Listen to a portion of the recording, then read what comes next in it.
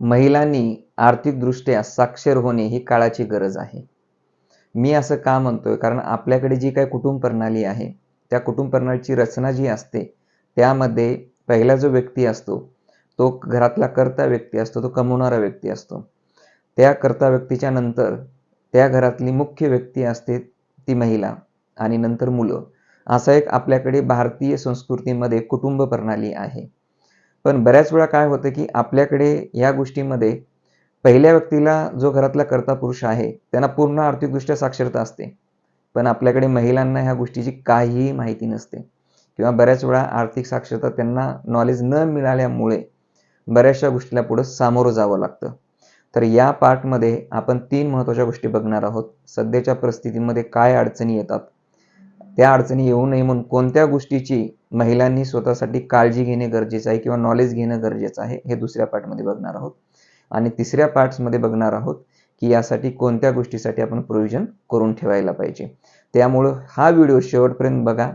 चॅनलला जर तुम्ही फर्स्ट टाईम असाल, तर नक्की सबस्क्राईब करा, कारण अशा अनेक महत्त्वाच्या टिप्स आम्ही घेऊन येत असतो. पहिल्या पार्टमध्ये आपण बघणार आहोत, की जर आर्थिक नॉलेजची माहिती नसल्यामुळे त्या कुटुंबाला काय प्रॉब्लेम येतात. जसं मी म्हटलं मगाशी पहिल्या पार्टमध्ये, की घरामधला जो कर्ता व्यक्ती असतो, की जो काही पूर्ण कुटुंबामध्ये अर्निंग करणारा व्यक्ती असतो, तोच व्यक्ती त्या कुटुंबाचे आर्थिक डिसिजन घेत असतो. मग त्यामध्ये कुठे गुंतवणूक करायची असेल, जागेमध्ये करायची असेल, स्टॉक्समध्ये करायची असेल, म्युच्युअल फंडमध्ये करायची असेल, टर्म इन्शुरन्स घ्यायचा असेल, हेल्थ इन्शुरन्स घ्यायचा असेल, बॉन्ड्समध्ये गुंतवणूक करायची असेल, या सर्व गोष्टीची जी काही माहिती असते त्या घरामधली प्रायमरी पर्सनला असते. आणि बऱ्याच वेळा काय होतं, की अचानक जर समजा त्या घरातल्या प्रायमरी पर्सनला जर काही प्रॉब्लेम झालाच किंवा दुर्दैवानं त्या व्यक्तीची डेथ झाली, तर सेकंडरी पर्सनला या गोष्टीची काहीही माहिती नसते. मी उदाहरण म्हणून सांगतो, हे माझ्याकडे लाईव्ह 2 उदाहरणं आहेत पाठीमागच्या 6 महिन्यामधली.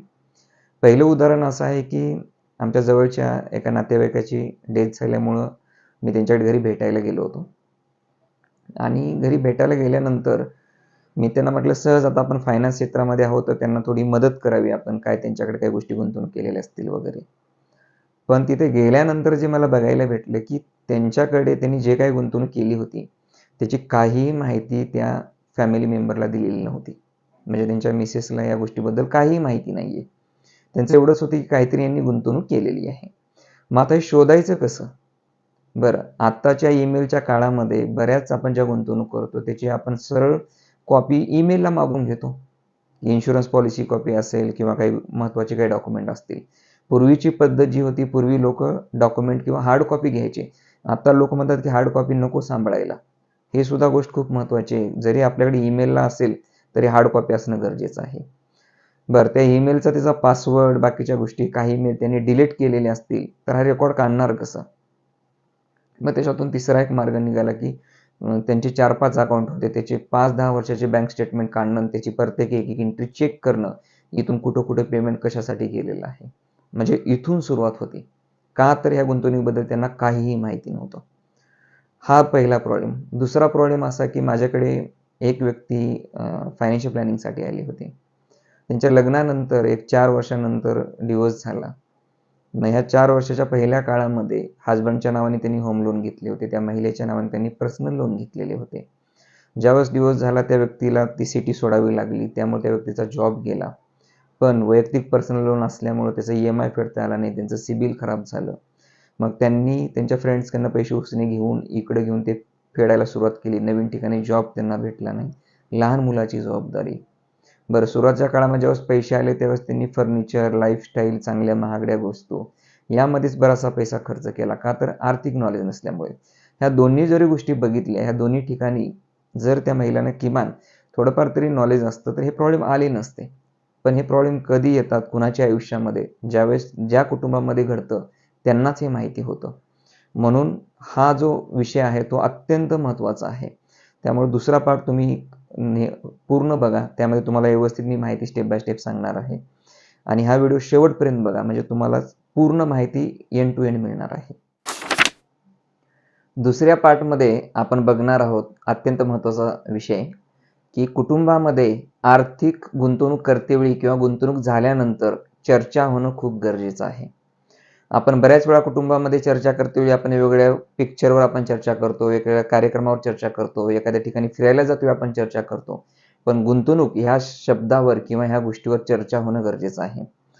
म्हणजेच काय की जर समजा तुम्ही एखादी गुंतवणूक करत असाल, समजा घरामधला तो कर्ता पुरुष जर गुंतवणूक करत असेल, तर त्यांनी त्यांच्या फॅमिली मेंबरला ह्या गोष्टी सांगितल्या पाहिजे की मी तर गुंतवणूक करतोय, ही गुंतवणूक आहे, त्याचे हे डॉक्युमेंट्स आहेत. दुसरी सर्वात महत्त्वाची गोष्ट, जिथे तुम्ही गुंतवणूक करताय, मी काही तुम्हाला नावं सांगतो, ते सर्व गुंतवणुकीचे डॉक्युमेंट तुमच्याकडे हार्ड कॉपी स्वरूपात असायला पाहिजे एनी टाइम्स. जर तुम्ही गुंतवणूक करत असाल PPF मध्ये तर त्याचं प्रिंट आउट तुमच्याकडे पाहिजे, मेलला नाही. टर्म इन्शुरन्स असेल तर टर्म इन्शुरन्सची हार्ड कॉपी पाहिजे. तुम्ही होम लोन घेतलेलं असेल तर होम लोन इन्शुरन्सची कॉपी तुमच्याकडे त्या फाईलला असलेली पाहिजे. चौथी महत्त्वाची गोष्ट, NPS मध्ये जर तुम्ही गुंतवणूक करत असाल तर NPSचे डॉक्युमेंट्स त्यामध्ये असायला पाहिजे. तुमचा EPFचे डॉक्युमेंट्स असायला पाहिजे. तुमचे स्टॉक्स, डीमॅट अकाउंट्स असतील तर ते डीमॅट अकाउंटचे अकाउंट नंबर्स, जिथे तुम्ही गुंतवणूक केल्यात त्याचं प्रूफ तुमच्याकडे असायला पाहिजे. बँकेतून काही तुम्ही गुंतवणूक केलेले असतील त्याचे सुद्धा सर्व हार्ड कॉपी तुमच्याकडे असायला पाहिजेत आणि एक मास्टर फाईल बनवून तुम्ही तुमच्या ते घरी ठेवली पाहिजे.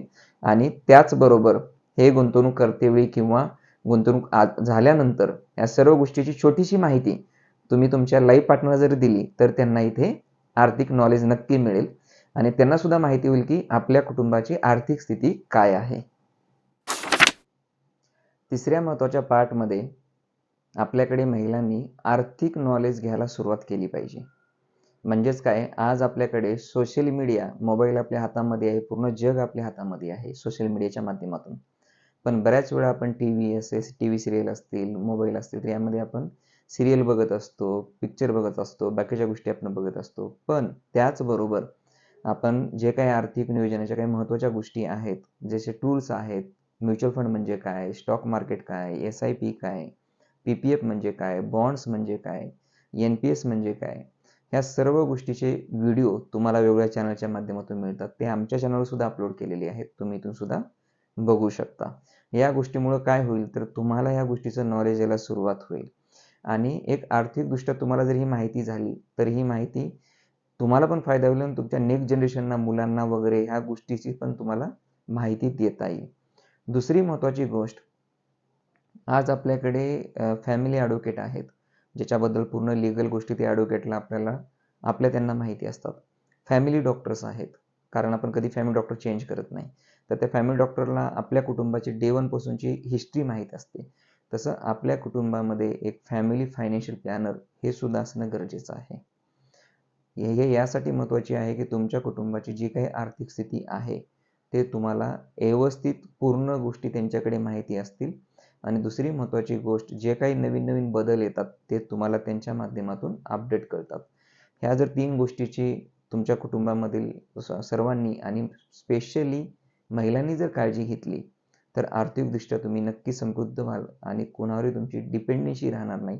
इन केस जर कधी काही तशी कुटुंबावर वेळ आलीच तर तुम्ही सार्थपणे कुटुंबाचा गाडा घेऊन जाण्यासाठी समर्थ असाल, एवढंच मी नक्की सांगेन. याबद्दल तुम्हाला काय वाटतं किंवा यामध्ये तुम्हाला कोणती गोष्ट अशी आवडली, नक्की कमेंट्स करून सांगा. कारण तुमच्या कमेंट्समुळेच आम्हाला नवीन व्हिडिओ बनवण्याची प्रेरणा मिळत असते. आणि हा व्हिडिओ तुमच्या नक्की जवळच्या मैत्रिणींना शेअर करायला विसरू नका. चॅनलला सबस्क्राईब करा. धन्यवाद.